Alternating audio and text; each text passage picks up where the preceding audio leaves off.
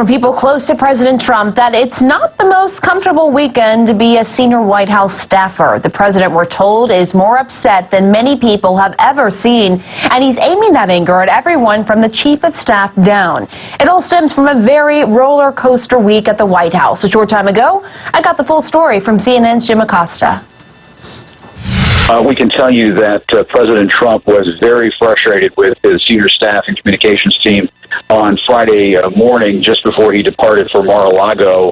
According to one source that I spoke to, quote, nobody has seen him that upset, end quote. The feeling being inside the Oval Office, and we had a camera there that was rolling where you could see officials having a heated conversation with one another. The feeling inside the Oval Office, according to sources we're talking to, is that the communications team, the press team of the White House had allowed the news of Jeff Sessions recusing himself from the Trump campaign Russia investigation had sort of overtaken the narrative of the week. They were feeling very enthusiastic after the president's performance at that speech to a joint session of Congress on Tuesday. And from what we're hearing from sources, the president was very upset that Sessions had even recused himself from the case. That was something, according to one source, that the president thought was hasty and overkill. He was hot. He was exasperated over this because he felt that basically they were just giving their adversaries up on Capitol Hill more ammunition by having Jeff Sessions recuse himself. The other thing that we're hearing from sources close to all of this is that Reince Priebus, the White House chief of staff, and Stephen Bannon, the chief strategist for the president, were both scheduled to go down with the president yesterday, but those plans, those travel plans, abruptly changed. Now, we should point out, while Priebus did not make the trip, Steve Bannon did go down today, and he's having dinner right now along with other top officials with the president there at Mar-a-Lago, Jeff Sessions, the Attorney General, Homeland Security Secretary Kelly, and so on. But Pamela, no question about it, this breaking news that we saw late in the week where Jeff Sessions recused himself because he did not accurately talk about his having met with the Russian ambassador to the U.S., and that entire story just infuriated the president. And in the words of one source that I talked to, the president basically told his team that the staff fumbled on all of this, Pamela. All right, so that was Jim Acosta. I want to get to Andre Bauer now. He is the former Republican Lieutenant Governor of South Carolina and CNN political commentator and Democratic strategist Keith Boykin. Thank you both for coming on. Andre, I want to start with you. This anger at the president's staff, does it seem misguided to you? Would you expect him to be more angry at Jeff Sessions? Well, number one, I'm angry, and I'm sure he's angry, that somewhere along the line, someone in his staff has let this get back to ABC. I mean, there needs to be an absolute stop hold that when he expresses something, if in fact he did express this, that it doesn't leave that room. So he's got a problem somewhere along the line, if this is in fact true, of loyalty. And loyalty is a big thing with Donald Trump. And so I would say, first off, he's got to find that and stop it if in fact that's true. But look, if people are lying about your friend or saying things that are untrue about someone you revere, you're going to be upset. You're going to be agitated. And when he had the biggest week probably of his presidency, a unifying and bold statement in the State of the Union that was received overwhelmingly by the business community and the American people, to derail that with this continual drumbeat of almost a coup to say he has these Russian ties is disheartening for me. It's disheartening for the American people. I just want to understand, you said when someone's lying about your friend, what do you mean by that? Well, when they continue to say Jeff Sessions met with the Russians, well, he met in a different capacity. He thought he was answering the question. He met with the Russian. He did. He met with the Russian official, and that was the Russian ambassador to the U.S., Kislyak. I mean, that's true. Of course, and Kislyak has met with a multitude. I'm sorry, go ahead. Keith, did you want to say something? I was just going to say he met with Sergei Kislyak 2 times, once in Cleveland and once in his own office in Washington, D.C., and he denied having met him. When he was asked the question by Al Franken, he practically said he had no idea who the person was. He said he had no contact with Russia, and he considered himself a surrogate. I think that's a misleading statement at best, and I think some people would consider that a lie, and it's definitely worthy of an investigation. But here again, we have a problem with Donald Trump not taking responsibility. I mean, he's trying to blame everybody but himself for the problems that he's facing. He's blamed Hillary Clinton. He's blamed Barack Obama. He's blamed the media. He's blaming his staff. He's blaming the communications team. He's blaming Sean Spicer. He's blaming Jeff Sessions. Well, at what point will Donald Trump finally wake up and accept responsibility? The buck stops here in the Oval Office with the President of the United States, not with everybody else. It's time for him to man up and be the president, not the blamer-in-chief. Andre, these you were have a two point? public meetings. No, he doesn't. These were two public meetings. If he were trying to hide something, it'd be a meeting he had in some private alley. It wouldn't be he met in his United States Senate office with the ambassador. That's not something anybody can hide. I mean, there's press everywhere. There's staffers everywhere. There's senators from the other party everywhere. That's not something you lie about under oath. When you meant to, I mean, absolutely, he just probably forgot about it. He meets with so many people, it was an inconsequential meeting. But this You don't forget a meeting with the ambassador to Russia when the country is in the midst of a discussion about Russian interference in the election. That's an implausible scenario, sir. I'm sorry, Andre. That's just not a tenable answer to that question. I know you love to keep beating this Russian drum as if he only met with him, but he met with the Democrats, he met with the president. This is a continual drumbeat. Instead of tackling the issues that affect American lives and improve American lives, the people who voted for Donald Trump want to see happen. This is just that continual beat to not have anything happen positive, but just to try to beat down the guy that is now the commander-in-chief of this country. Let me ask you this, Andre. Hold on. Let me ask you this. I mean, did the president sort of add to that drumbeat by tweeting out today that President Obama was wiretapped his phone during the campaign as part of an investigation? I mean, did Trump fuel that fire, Andre?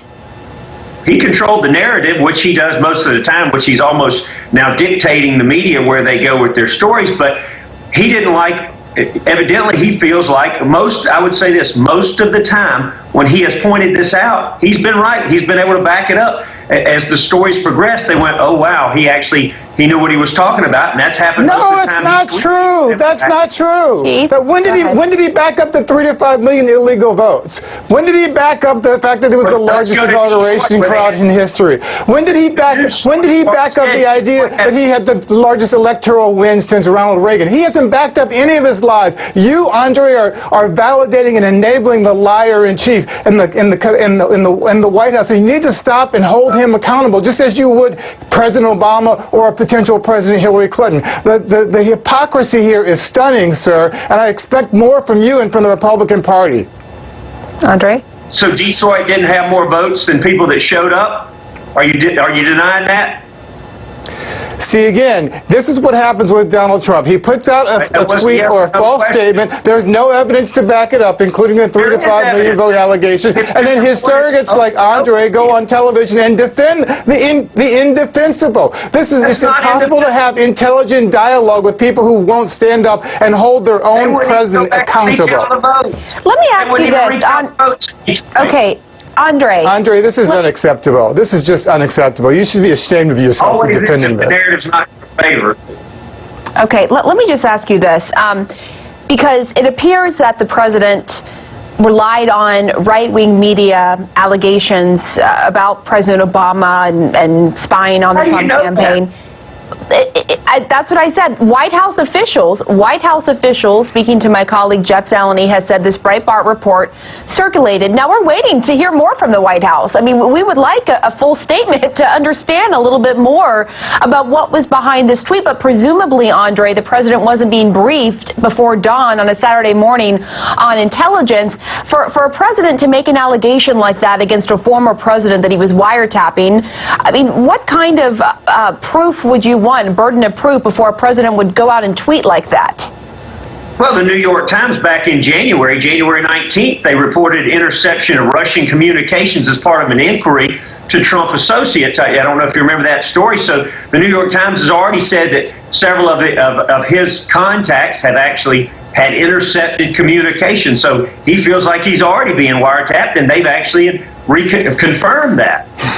But Donald Trump this morning at 6 a.m. or sometime like that sent out a series of tweets accusing President Obama of engaging in behavior that was illegal. He said it was a low blow. He said the President Obama was a sick person. This is the President of the United States at 6 a.m. in the morning getting up today. Yes, he's defining the narrative, but not in a positive way. He's an embarrassment to our country, an embarrassment to the world to have this man as the leader of the free world who can't even control his impulses early in the morning. He needs to have some sort of restraint and discipline. He's incapable of doing that. And you, Andre, as a Republican, should have the goal, and no, maybe not the goal, but just the courage to speak up to him. At least someone should have the courage to speak truth to power. No one right now is doing that in the Republican Party, and that is the real crisis in our country.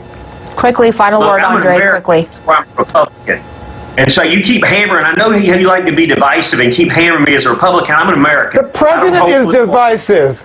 The president is the one who's attacking everyone. Let's listen to what Andre says. Oh my God. I mean, it's a continual drumbeat and try to make it partisan. The American people want change. They elected him. I know you don't like that. I know you wish there was somebody else in there, but get used to it. You're not going to like it. He's going to do things that you don't agree with. He's the President of the United States, and he's going to fight the media when he doesn't believe what they're saying or he disagrees with them. It's refreshing to me and a lot of Americans that he's not backing down and he's got enough gumption to say, I'm not going to take it anymore because I'm one of the people that had the media beat on me, and I would immediately back down because they were so powerful. This guy has enough backbone to say, I believe in what I believe in, and I would say stay tuned that if he tweeted that this morning, he's probably got a way he's going to back it up. People are going, oh, wait a minute, and you're going to be backpedaling going, maybe you should get some backbone, Andre, and start to know speak the what he truth. was basing that on, and again, we're still waiting for an official White House response on that. Andre Bauer, Keith Boykin, thank you to you both. We do appreciate you coming on the show for that lively discussion there. And coming up right here on this Saturday, I'll speak with Republican Steve King, a congressman who did not want to see Attorney General Jeff Sessions recuse himself. Does he know anything we don't know about President Trump's stunning allegations today against President Obama? You are live in the CNN newsroom.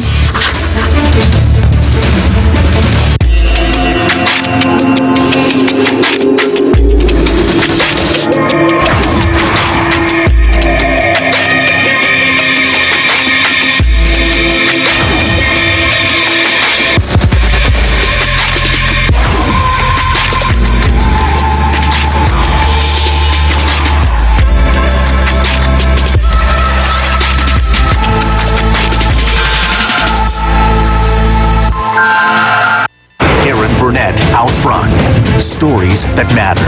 You've got the money and you've got the passion, but how do you actually make a difference? From the people making headlines. Did you ever think that this day would come? To wherever news breaks, Aaron is there, one-on-one, in the field, and around the globe. Could this kind of thing happen in the U.S.? Aaron Burnett, Out Front, weeknights 7 Eastern on CNN.